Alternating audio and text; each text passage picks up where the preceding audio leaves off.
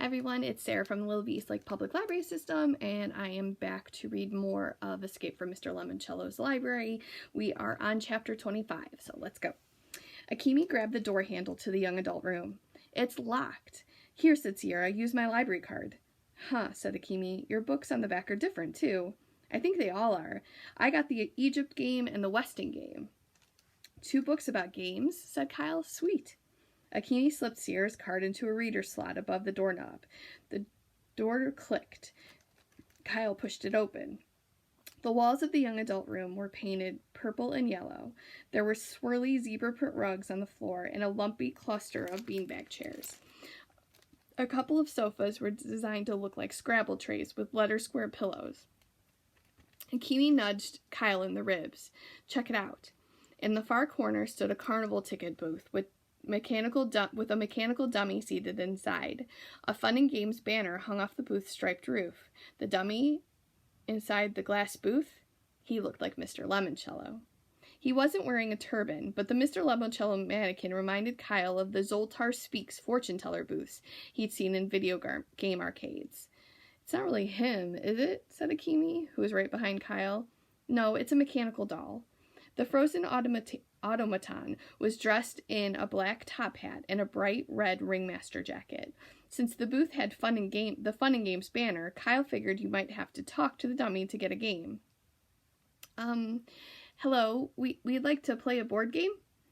Bells rang, whistled, and the chaser lights blinked. The mechanical Mr. Lemoncello jostled to life. If you want a game, just say its name. The life-size puppet's blocky jaw flapped open and shut, almost in sync with the words. Do you have Mr. Lemoncello's bewilderingly baffling bibliomania? Did Joey Pigza lose control? Was Ella enchanted? Huh? Just say yes, suggested Sierra. Yes, said Kyle. Well, great Gilly Hopkins, said the Lemoncello dummy. Here you go. Kyle had heard some mechanical noises and some whirring. Then with a clink, a wide slot popped open on the front of the booth, and a game box slid out. Enjoy, said the dummy. And remember, it's not whether you win or lose, it's how you play the game. So be sure to read the instructions, so you'll know how to play the game. Kyle took the box to a table. Okay, he said, raising the lid. Let's set up. And there was a beep as the door opened. Where is he? Andrew Pickleman barged into the room waving his antique magazine, something called Popular Science Monthly. Who are you looking for? said Kyle. Mr. Lemoncello. I heard him. Is he in here? Kyle pointed toward the frozen Lemoncello doll sitting in the carny booth. It's a dummy. Pickleman whipped his head around from side to side. Is there a camera in here? Right over the door. Pickleman spun around to face it. Kyle, Akimi, and Sierra formed a human shield to hide their bibliomania box. I want a second lifeline. I want to use a second lifeline, Pickleman shouted at the camera. I want to talk to an expert. Very well, said a calm voice Kyle immediately recognized as belonging to Dr. Zinchenko. With whom do you wish to speak? The guy who wrote this stupid magazine article about cracking open bank vaults in the 1930s. I'm afraid we cannot arrange that for you, Andrew. Why not? The guy's a moron. He didn't tell me anything about how to open the front door, which is what my Google search said this magazine would do. We told you on the way out isn't the way in. That was just a red herring, a trick to throw us off course. No, Andrew, it was not. What is the title of the article? Newest bank vaults defy the cracksmen. Ah, well, that should have been a hint. Apparently, the reporter concluded that thieves could not break and open the vault doors. When doing internet research, it is important to... Let me talk to this stupid idiot. I am sorry. That magazine was published in 1936. The reporter is dead. Well, then, I want to talk to Mr. Lemoncello. Excuse me? I want to talk to Mr. Lemoncello. This is highly irregular. And so is this game. You people have rigged it so Miguel Fernandez will win. I know you do. That's why Mr. Lemoncello is afraid to talk to me. Hello, Andrew. How may I help you? Kyle heard the carnival booth dummy clatter back to life. This Lemoncello didn't sound pre-recorded. Apparently the real deal was using the dummy to do his talking. Your library stinks, shouted Pickleman. Oh dear, have you boys been playing the Castle Sewer game again? No, but the stupid article should have given me the stupid answer, but the stupid writer didn't write what he should have written. I see. And can you rephrase that in form of a question? How many can I ask you? Just one, and now we're done. And then we're done. Okay, you're the expert on this stupid new library game. So where's your favorite contestant? Where's Miguel? Is that your final question? Yes. Assuming our video monitors are correct, Mr. Fernandez is on the other side of the 3rd floor doing research in the Arts and Artifacts room. Thanks. Andrew bolted out the door. The Lemoncello puppet bucked and drooped into its off mode. Kyle sprang up from the table. Come on, he said to Akemi and Sierra. Akemi said, now where are we going? To make sure that Peckelman doesn't do something stupid that gets Miguel kicked out of the game. And why would we do that? Because Miguel's our friend. Akemi glanced at her floor plan. The Art and Artifacts room is on the other side of the circle. Sierra, stay here and guard the game box. Come on, Akemi. Kyle and Akemi looped around the 3rd floor balcony to the other side. Kyle glanced at his watch. It was almost 3 p.m. They really needed to start focusing on the game and not on all the other monkey junk. As they neared the Art and Artifacts room, there was a shout, and the door flew open. Andrew Peckelman came running out. Behind him were a woman with the head and tail of a lioness and a pharaoh in a cobra headpiece. The pharaoh stopped. May onions grow in your earwax! And a series of holographic hieroglyphics danced across the air. Andrew Peckelman raced to the staircase, grabbed both handrails, and hurried down to the 2nd floor. The Egyptians vanished. Kyle and Akemi entered the Arts and Artifacts room and found Miguel seated at a desk with looked like blueprints. You okay? Asked Kyle. Yeah, man, I'm fine, thanks. The guys chasing Andrew, where'd they come from? Holograms from the giant Lego Sphinx and Pyramid exhibit. So why'd they turn on Andrew? Asked Akemi. I don't know. 1 minute he's yelling at me. The next Pharaoh and I can never pronounce this one. Sekhmet are yelling at him. Who? Sekhmet, said Akemi, the Egyptian lion goddess and warrior. Haven't you read The Red Pyramid by Rick Riordan? It's on my list, said Kyle. Or it would be. He definitely needed to start a reading list soon so he could catch up with everyone else. I bet the security guards in the control room fired up the Egyptian holograms when they saw Andrew going berserk in here, said Akemi. Good, said Miguel. A library is supposed to be a place for peaceful contemplation. That was when Sierra Russell rushed into the room. Hey, you guys, right after you left, the Lemoncello dummy spit out a bonus card. All right, chapter 26. Very clever, said Charles, pulling out another silhouette card out of a book.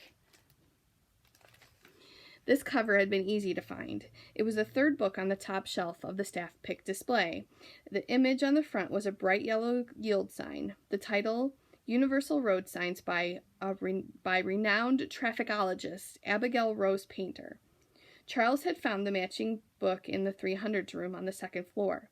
The 300s were all about social sciences, including things like commerce, communications, and ta-da, transportation. The image also fit nicely with the pictogram he had found in the 700s room in the book called The Umpire Strikes Back. The baseball book was the first cover on the 2nd shelf in the display case and had given Charles a card with the classic pose of an umpire calling an out. Reading the images from left to right, then down, like you'd read a book, Charles knew he was on the right track. The traffic sign book gave him walk, and the Empire book gave him an out. Put the 2 picture boards together, and he had walk out.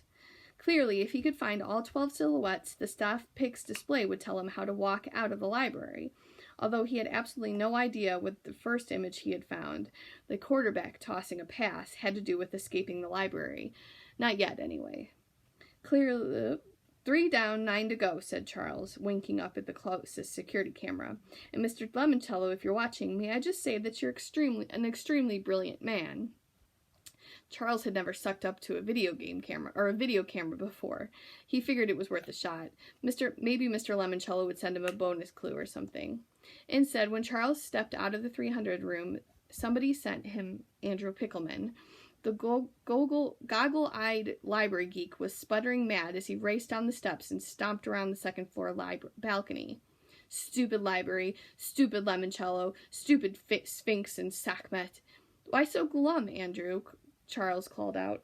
Because his game stinks. Mr. Lemoncello just sent a bunch of holograms hurling hieroglyphics at me. He could have put someone's eye out with those things. Really? With a hologram? Hey, they're made with lasers, aren't they? Indeed, speaking of hieroglyphics, where may I find a book about picture languages? Why should I help you? Because Kyla Keeley is working with Akemi Hughes and Sierra Russell. I imagine it's only a matter of time before your friend Miguel Fernandez joins their team too. Miguel isn't my friend. Besides, I'm better at navigating my way through a library than he'll ever be. I know, that's why I want you on my team. Really? Charles smiled. Kids like Andrew Peckelman were so easy to manipulate. Oh yes, work with me, and I guarantee you the world will know you should be the head library aide of Alexandriaville Middle School. The 400s, blurted Pickelman. Pardon? That's where you'll find books on hieroglyphics in all kinds of languages. If you want secret codes, those are in the 600s room. 650s to be exact. Charles shot out his hand. Welcome to Team Charles, Andrew. The new teammates stepped into the 400s room. For some reason, it was pitch black and smelled like pine trees. Bonvenida, bonvenue, lotami kaya, kuwaka shakabashi. Oh my gosh. Welcome, boomed a voice from the ceiling speakers. This is the 400 room, home of foreign languages. Here, Charles and Andrew, you can learn all about your American heritage. A bank of spotlights thumped on. Charles and Andrew were face to blank face with a row of 4 featureless mannequins. An overhead projector beamed a movie onto dummy number 2, turning it into a perky woman who looked like a flight attendant. Hello and welcome to your American heritage. I'm Debbie. Let's begin our voyage. That's okay, said Charles. We were rather busy. Let's begin your voyage, the mannequin repeated. Charles sighed. Obviously, there was no way to turn this silly display off. He might as well speed things along by telling the dummy what he wanted to hear. Fine, but can we go with the abridged version? We're in a bit of a rush. Yeah, added Andrew. We have to escape before noon tomorrow. The woman whose body remained frozen while the movie made her face and costume spring to life reminded Charles of the graveyard statues from the Haunted Mansion ride at Disney World. While we research your family trees, she said, please enjoy this short and informative film. Is this part of the game? Andrew whispered to Charles. Possibly. Pay attention for any bonus clues. Okay, what do they look like? Who could ever say? The screen behind the life-size dummies leapt into life with all sorts of scratchy images of people huddled together on the deck of a boat near the Statue of Liberty. For decades, narrated the ceiling voice, public libraries have proudly served America's newest citizens, the immigrants who flock to those shores yearning for the freedom to build their own American dreams. Charles really wasn't interested in this kind of stuff. His ancestors were all Americans. The only language they spoke was English. Yes, the library is where many new arrivals journeyed first, to learn their new homeland's language, to keep in touch with the world they left behind, to search for the gainful employment that will make them productive residents of their newly adopted home. The movie dissolved into blackness. Thank you for your kind attention, chirped cheerful Debbie. We have completed your American family tree. Let's meet your first American ancestors. 2 mannequins sprang to illuminated life, both of them dressed in traditional Thanksgiving pilgrim costumes. I know who they are already, said Charles. That's John Tiltington and his wife, Eleanor. They came to Plymouth Colony on the Mayflower. Can we move on to Andrew's family, please? Of course, said Debbie. The mannequins quickly went through Andrew Pickelman's ancestry. Apparently, the family name had originally been Pickelman because they made pickles. After a prolonged parade of pickle people, the dummies took on the guise of Andrew's most famous ancestor, a guy in horn-rimmed glasses and a tweed sports coat named Peter Paul Peckelman. I appeared on the TV game show Concentration in 1968, he announced, and won a room full of furniture and wood paneling for my rumpus room. Charles smiled. He knew the TV game show Concentration was very similar to Mr. Lemoncello's phenomenal picture word puzzler, one of the games he had picked up at the toy store. Peter Paul Peckelman's claim to fortune was further confirmation that piecing together the picture puzzle would show Charles how to escape from the library. He'd been right. The dummies had just given him a bonus clue. All right, and we're going to end there. I will pick up soon, and we'll see you again. Thanks.